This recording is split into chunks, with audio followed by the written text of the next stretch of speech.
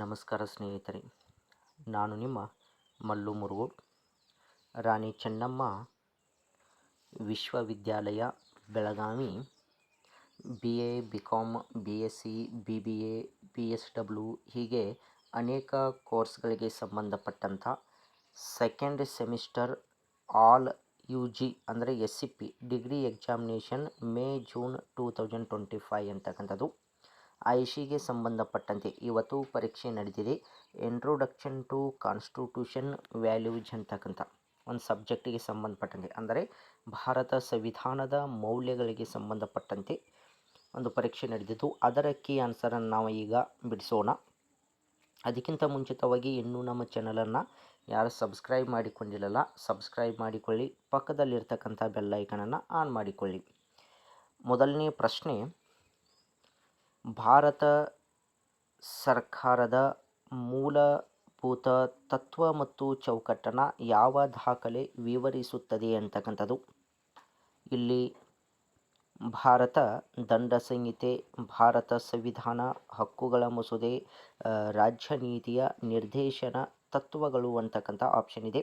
ಇದಕ್ಕೆ ಸರಿಯಾದ ಉತ್ತರ ಆಪ್ಷನ್ ಡಿ ಅಂತಕ್ಕಂಥದ್ದು, ರಾಜ್ಯ ನೀತಿ ನಿರ್ದೇಶನ ತತ್ವಗಳು ಅಂತಕ್ಕಂಥದ್ದು. ಇನ್ನು ಎರಡನೇ ಪ್ರಶ್ನೆ, ಭಾರತೀಯ ಸಂವಿಧಾನದ ಪಿತಾಮಹ ಎಂದು ಯಾರನ್ನು ಪರಿಗಣಿಸಲಾಗುತ್ತದೆ ಅಂತಕ್ಕಂಥದ್ದು. Option A Mahatma Gandhi, option B Jawaharlal Nehru, option C doctor BR Ambedkar, option D Sardar Vallabhbhai Patel ಅಂತಕ್ಕಂಥದ್ದಿದೆ. ಇದಕ್ಕೆ ಸರಿಯಾದ ಉತ್ತರ ಆಪ್ಷನ್ ಸಿ ಅಂತಕ್ಕಂಥದ್ದು, ಡಾಕ್ಟರ್ BR ಅಂಬೇಡ್ಕರ್ ಅಂತಕ್ಕಂಥದ್ದು. ಇನ್ನು ಮೂರನೇ ಪ್ರಶ್ನೆ ಏನಿದೆ ಅಂದರೆ ನೋಡ್ರಿ, ಜಾತ್ಯತೀತ ಎಂಬ ಪದವು ಭಾರತೀಯ ಸಂದರ್ಭದಲ್ಲಿ ಏನನ್ನು ಸೂಚಿಸುತ್ತದೆ ಅಂತಕ್ಕಂಥದ್ದು. ಇದು ಒಂದು ರಾಜ್ಯ ಧರ್ಮವನ್ನು ಸ್ಥಾಪಿಸಲಾಗಿದೆ. ಬಿ, ರಾಜ್ಯವು ಒಂದು ನಿರ್ದಿಷ್ಟ ಧರ್ಮವನ್ನು ಉತ್ತೇಜಿಸುತ್ತದೆ. ಸಿ, ರಾಜ್ಯವು ಎಲ್ಲ ಧರ್ಮಗಳನ್ನು ಸಮಾನವಾಗಿ ಪರಿಗಣಿಸುತ್ತದೆ. ಡಿ, ಧರ್ಮವನ್ನು ಸಾರ್ವಜನಿಕ ಜೀವನದಿಂದ ಸಂಪೂರ್ಣವಾಗಿ ನಿಷೇಧಿಸಲಾಗಿದೆ ಅಂತಕ್ಕಂಥದ್ದು. ಇದಕ್ಕೆ ಸರಿಯಾದ ಉತ್ತರ ಆಪ್ಷನ್ ಸಿ ಅಂತಕ್ಕಂಥದ್ದು. ಇದು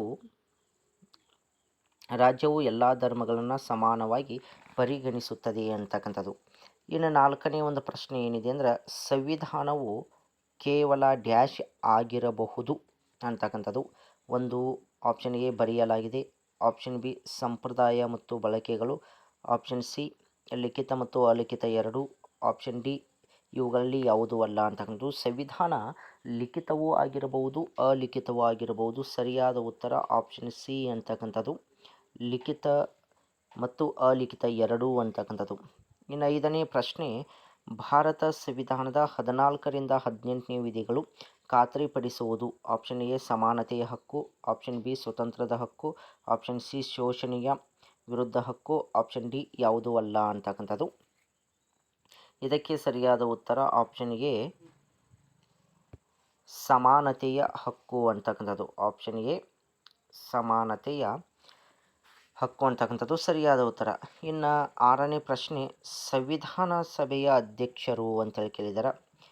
option A doctor BR Ambedkar, option B doctor Rajendra Prasad, option C Jawaharlal Nehru ಇವುಗಳಲ್ಲಿ ಯಾರೂ ಅಲ್ಲ ಅಂತಕ್ಕಂಥದ್ದು. ಇದಕ್ಕೆ ಸರಿಯಾದ ಉತ್ತರ ಆಪ್ಷನ್ ಬಿ ಅಂತಕ್ಕಂಥದ್ದು, ಡಾಕ್ಟರ್ ರಾಜೇಂದ್ರ ಪ್ರಸಾದ್ ಅಂತಕ್ಕಂಥದ್ದು. ಇನ್ನು ಏಳನೇ ಪ್ರಶ್ನೆ ನೋಡಬಹುದು, ಸಂವಿಧಾನದ ಪ್ರಸ್ತಾವನೆ ಎಂದರೆ. ಆಪ್ಷನ್ ಎ ಮುನ್ನುಡಿ, ಆಪ್ಷನ್ ಬಿ ಪರಿಚಯ, ಆಪ್ಷನ್ ಸಿ ನ್ಯಾಯಸಮ್ಮತಿ, ಆಪ್ಷನ್ ಡಿ ಯಾವುದೂ ಅಲ್ಲ ಅಂತಕ್ಕಂಥದ್ದು. ಇದಕ್ಕೆ ಸರಿಯಾದ ಉತ್ತರ ಆಪ್ಷನ್ ಎ ಮುನ್ನುಡಿ ಅಂತಕ್ಕಂಥದ್ದು. ಇನ್ನು ಎಂಟನೇ ಪ್ರಶ್ನೆ, ಭಾರತ ಸಂವಿಧಾನದ ಕಲ್ಪನೆಯನ್ನು ಮೊದಲು ನೀಡಿದವರು ಅಂತಕ್ಕಂಥದ್ದು. Option A Jawaharlal Nehru, option B Motilal Nehru, option C MK Gandhi, option D MN Roy ಅಂತಕ್ಕಂಥದ್ದು. ಇದಕ್ಕೆ ಸರಿಯಾದ ಉತ್ತರ ಆಪ್ಷನ್ ಡಿ ಅಂತಕ್ಕಂಥದ್ದು, MN ರಾಯ್ ಅಂತಕ್ಕಂಥದ್ದು. ಇನ್ನು ಒಂಬತ್ತನೇ ಪ್ರಶ್ನೆ, ಭಾರತೀಯ ಸಂವಿಧಾನ ಸಭೆಯು ಡ್ಯಾಶ್ ಅಡಿಯಲ್ಲಿ ಸ್ಥಾಪಿಸಲಾಗಿದೆ ಅಂತಕ್ಕಂಥದ್ದು. ಭಾರತ ಸರ್ಕಾರ ಕಾಯ್ದೆ 1935, option B Cripps mission 1942, C cabinet mission 1946, option D ಭಾರತೀಯ ಸ್ವತಂತ್ರ ಕಾಯ್ದೆ 1947 ಅಂತಕ್ಕಂಥದ್ದು ಸರಿಯಾದ ಉತ್ತರ. ಆಪ್ಷನ್ ಸಿ ಅಂತಕ್ಕಂಥದ್ದು ಕ್ಯಾಬಿನೆಟ್ ಮಿಷನ್ 1946 ಅಂತಕ್ಕಂಥದ್ದು. ಹಾಗಾದರೆ ಮುಂದಿನ ಒಂದು ಪ್ರಶ್ನೆ ಏನಿದೆ ಅಂದರೆ 10ನೇ ಪ್ರಶ್ನೆ ನೋಡಬಹುದು. ಸಂವಿಧಾನ ಸಭೆಯಲ್ಲಿ ಎಷ್ಟು ಸದಸ್ಯರು ಇದ್ದರು ಅಂತಕ್ಕಂಥದ್ದು ಎ 389, ಬಿ 398, ಸಿ 396, ಡಿ 296 ಅಂತಕ್ಕಂಥದ್ದು ಸರಿಯಾದ ಉತ್ತರ. ಆಪ್ಷನ್ ಎ 389 ಅಂತಕ್ಕಂಥದ್ದು. ಇನ್ನು 11ನೇ ಪ್ರಶ್ನೆ, ಸಂವಿಧಾನ ಸಭೆಯ ಮೊದಲ ಸಭೆ ಯಾವಾಗ ನಡೆಯಿತು ಅಂತಕ್ಕಂಥದ್ದು option A June 10, 1946, option B December 9, 1947 ಆಗಿದೆ ಕನ್ನಡದಲ್ಲಿ. ಇದು ಇಂಗ್ಲೀಷ್ನಲ್ಲಿ ಸರಿಯಾಗಿದೆ ನೋಡ್ಬೋದು. ಇಲ್ಲಿ 1946 ಇದೆ, ಇಲ್ಲಿ ಸ್ವಲ್ಪ ಕನ್ನಡದಲ್ಲಿ ಮಿಸ್ಟೇಕ್ ಆಗಿದೆ. Option C November 26, 1949, option D December 26, 1949. ಇದಕ್ಕೆ ಸರಿಯಾದ ಉತ್ತರ ಆಪ್ಷನ್ ಬಿ ಇಂಗ್ಲೀಷ್ನಲ್ಲಿ ಸರಿ ಇದೆ ನೋಡಿ, ಡಿಸೆಂಬರ್ 9, 1946 ಅಂತಕ್ಕಂಥದ್ದು ಸರಿಯಾದ ಉತ್ತರ. ಇನ್ನು 12ನೇ ಪ್ರಶ್ನೆ, ಐತಿಹಾಸಿಕ ವಸ್ತುನಿಷ್ಠ ನಿರ್ಣಯವನ್ನು ಯಾವಾಗ ಪ್ರಸ್ತಾಪಿಸಲಾಯಿತು ಅಂತಕ್ಕಂಥದ್ದು ಇದಕ್ಕೆ ಸರಿಯಾದ ಉತ್ತರ ಯಾವುದೆಂದರೆ ಆಪ್ಷನ್ ಡಿ ಅಂತಕ್ಕಂಥದ್ದು ಡಿಸೆಂಬರ್ 13, 1946 ಅಂತಕ್ಕಂಥದ್ದು. ಇನ್ನು 13ನೇ ಪ್ರಶ್ನೆ, ಭಾರತೀಯ ಸಂವಿಧಾನ ರಚನೆಗಾಗಿ ಸಂವಿಧಾನ ಸಭೆ ಎಷ್ಟು ಅಧಿವೇಶನಗಳನ್ನು ನಡೆಸಲಾಯಿತು ಅಂತಕ್ಕಂಥದ್ದು ಇದಕ್ಕೆ ಸರಿಯಾದ ಉತ್ತರ ಆಪ್ಷನ್ ಸಿ 11 ಅಧಿವೇಶನ ಅಂತಕ್ಕಂಥದ್ದು. ಇನ್ನು 14ನೇ ಪ್ರಶ್ನೆ, ಡಾಕ್ಟರ್ ಬಿ ಆರ್ ಅಂಬೇಡ್ಕರ್ ಅವರ ನೇತೃತ್ವದ ರಚನಾ ಸಭೆಯ ಕರಡು ಸಮಿತಿಯು ಇತರ ಎಷ್ಟು ಸದಸ್ಯರನ್ನು ಹೊಂದಿತ್ತು ಅಂತಕ್ಕಂಥದ್ದು ಅಧ್ಯಕ್ಷರನ್ನು ಒಳಗೊಂಡಂತೆ ಇತರ 7 ಜನ ಅಂತಕ್ಕಂಥದ್ದು ಸರಿಯಾದ ಉತ್ತರ. ಇನ್ನು 15ನೇ ಪ್ರಶ್ನೆ, ಸಂವಿಧಾನ ಸಭೆಯು ರಾಷ್ಟ್ರಧ್ವಜವನ್ನು ಯಾವಾಗ ಅಂಗೀಕರಿಸಿತು ಅಂತಕ್ಕಂಥದ್ದು ಇದಕ್ಕೆ ಸರಿಯಾದ ಉತ್ತರ ಆಪ್ಷನ್ ಎ ಅಂತಕ್ಕಂಥದ್ದು ಜುಲೈ 22, 1947 ಅಂತಕ್ಕಂಥದ್ದು.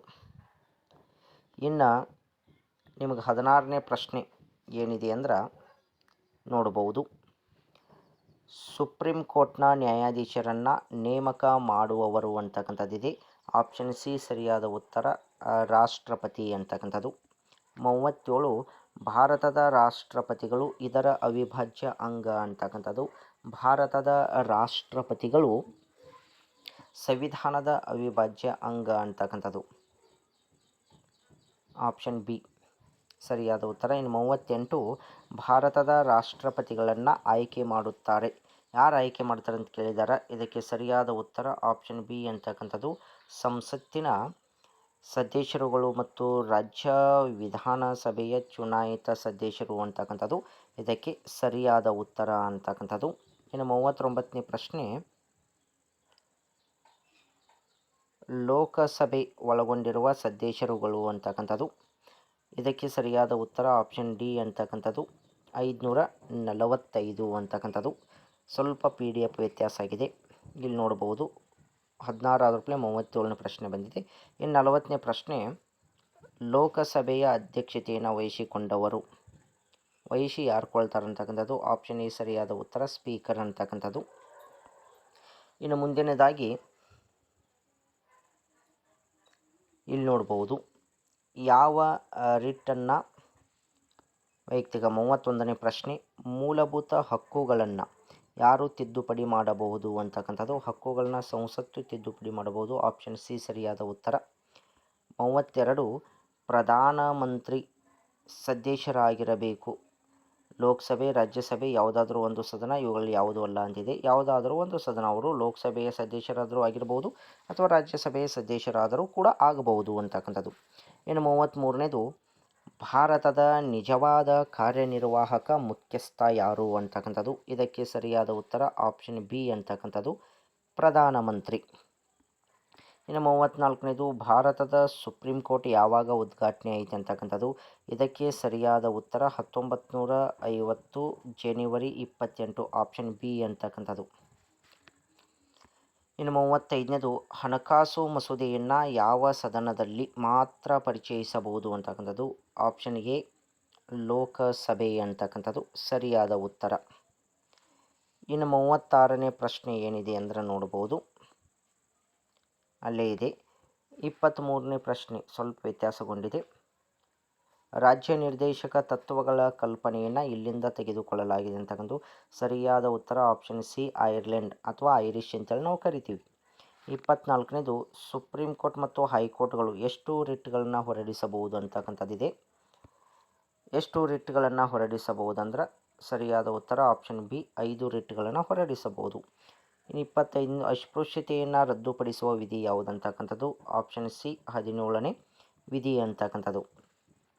ಇನ್ನು 26ನೇದು ಮ್ಯಾಗ್ನಾ ಕಾರ್ಟ್ ಎಂದರೇನು ಅಂತಕ್ಕಂಥದ್ದು ಇದು ಆಪ್ಷನ್ ಎ ಹಕ್ಕುಗಳ ಚಾರ್ಟರ್ ಅಂತಕ್ಕಂಥ ಅದನ್ನು ನಾವು ಮ್ಯಾಗ್ನಾ ಕಾರ್ಟ್ ಅಂತೇಳಿ ಕರಿತೀವಿ.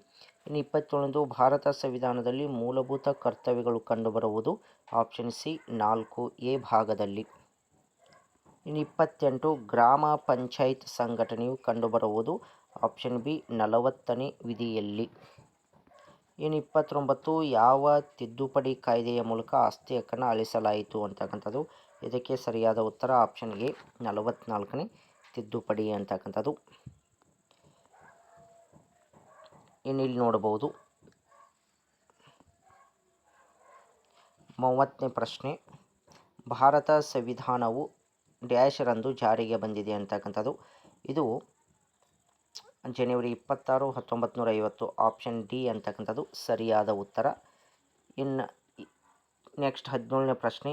ಈ ಕೆಳಗಿನವುಗಳಲ್ಲಿ ಯಾವುದನ್ನು ಮಿನಿ ಸಂವಿಧಾನ ಎಂದು ಕರೆಯಲಾಗ್ತದ ಅಂತಕ್ಕಂಥದ್ದು ಆಪ್ಷನ್ ಬಿ 42ನೇ ಸಂವಿಧಾನಾತ್ಮಕ ತಿದ್ದುಪಡಿ ಅಂತಕ್ಕಂಥದ್ದು. 18ನೇದು ಮೂಲಭೂತ ಹಕ್ಕುಗಳು ಕಂಡುಬರುವುದು ಆಪ್ಷನ್ ಸಿ ಭಾಗ 3. 19 ಇದು ಮೂಲಭೂತ ಹಕ್ಕಲ್ಲ ಅಂತಕ್ಕಂಥದ್ದು ಆಪ್ಷನ್ ಸಿ ಆಸ್ತಿ ಹಕ್ಕು ಮೂಲಭೂತ ಹಕ್ಕಲ್ಲ ಅಂತಕ್ಕಂಥದ್ದು ಸರಿಯಾದ ಉತ್ತರ.